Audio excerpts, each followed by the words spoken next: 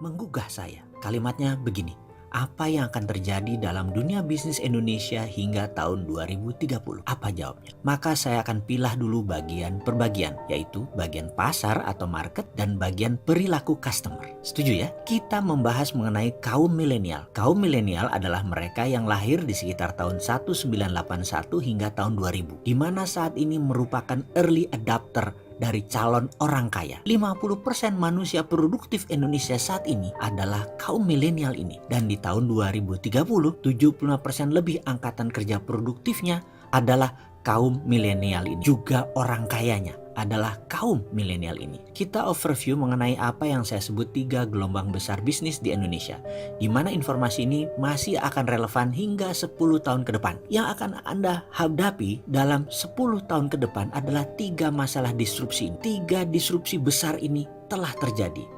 Dan saya bilang bahwa kalau Anda bukan entrepreneur, maka Anda melihat disruption itu sebagai sebuah ancaman.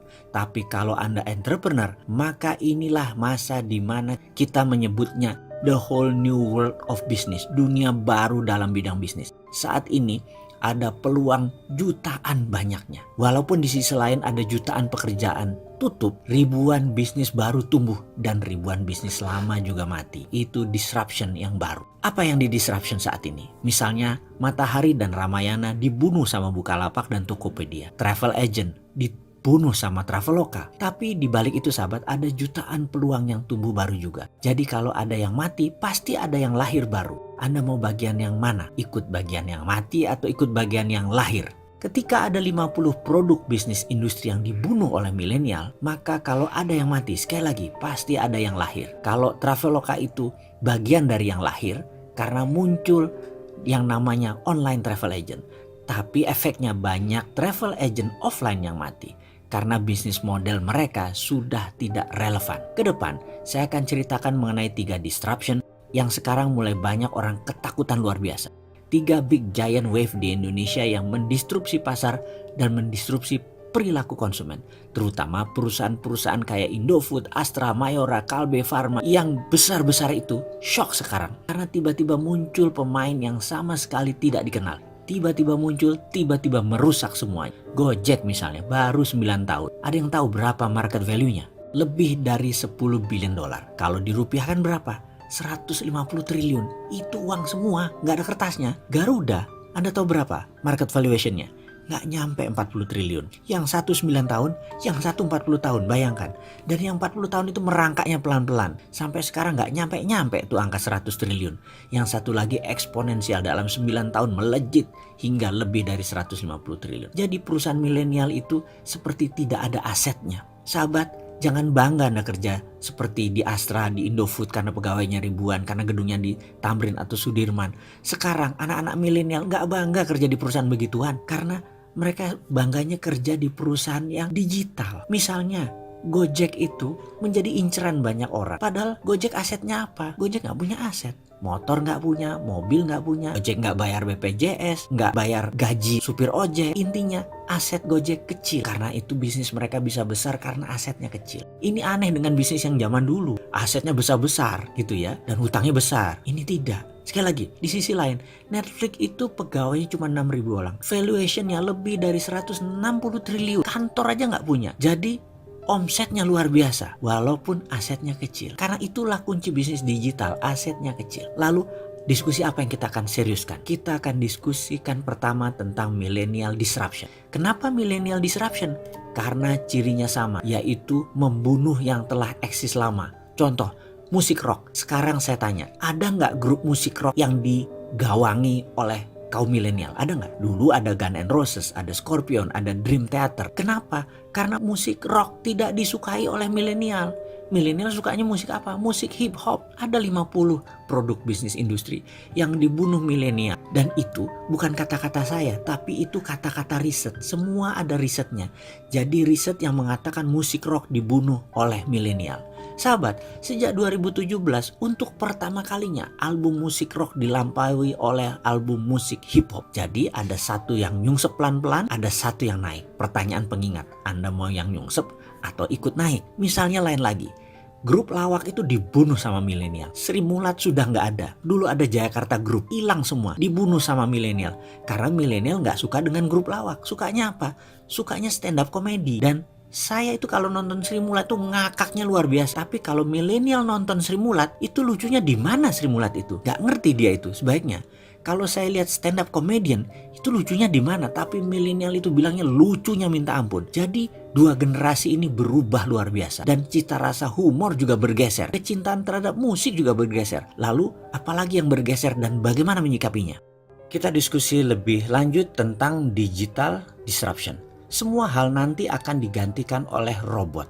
Apa yang bisa mekanik dan elektrik pasti diganti robot. Jadi manusia semuanya nanti bisa digantikan oleh AI, Artificial Intelligence. Disrupsi digital ini akan banyak menelan bisnis bergaya tradisional. Bayangkan gerakan digital disrupsi ini seperti gerakan vortex, yaitu gerakan baling-baling pesawat. Baling-baling itu kalau muter makin kencang dan makin banyak dayanya, makin melumat putarannya ke dalam. Ini gambaran industri. Mana yang makin ke tengah, mana yang makin mendekat dengan titik lumatan, makin hancur-hancuran bisnis itu. Pertama yaitu Google dan Facebook. Mereka adalah industri yang paling cepat mendisrupsi sekaligus paling cepat terdisrupsi. Dalam 10 tahun ke depan akan terjadi perubahan dalam dunia sosial media dan dunia search engine, di mana mungkin saja tetap Google yang memimpin, namun sudah bergeser jauh kefungsiannya dari saat ini. Kedua, media akan terdisrupsi yaitu media mainstream. Kompas, Femina, Jawa Pos, RCTI, TVRI tidak tahu lagi sampai kapan. Namun di tahun 2030 rasanya semua itu menjadi dinosaurus, hilang. Contoh saat ini ya, Net TV itu tiba-tiba melay-off banyak karyawan.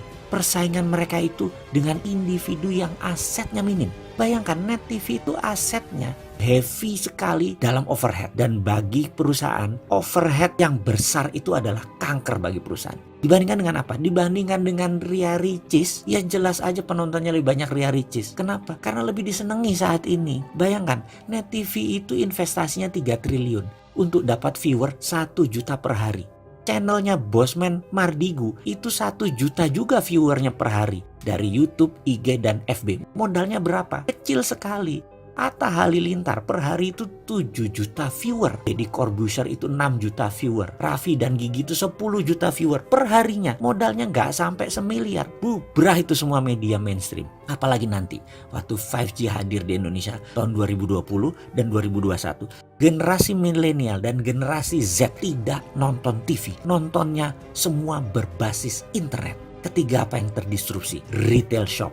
Ramayana, Matahari, departemen store serba ada akan musnah menjadi marketplace digital jualannya. Menjadi personal bisnis itu dan menjadi direct bisnis itu. Produsen langsung ke konsumen dan konsumen langsung request ke produsen. Nggak ada lagi orang tengah, nggak ada lagi pajangan, nggak ada lagi retail shop. Keempat adalah hadirnya fintech, financial technology. Barusan kita cerita kalau banyak bank akan atau sudah mengurangi kantor cabangnya. Ini akan merubah dunia perbankan, baik dari jumlah cabang, jumlah karyawan, hingga jumlah ATM. Di tahun 2030 bahkan, dibandingkan dengan saat ini, akan tinggal 20% jumlah karyawan bank, cabang bank, dan mesin ATM. Karena semua sudah menjadi mobile. Kelima, selanjutnya, apa yang terdisrupsi? Telekomunikasi. WA itu akan melibas semuanya. Telkom akan berubah landscape-nya. Kenapa? Karena mendadak komunikasi menjadi semuanya gratis. 5G nanti bisa gratis. Dan kalau Telkom mengadopsinya telat,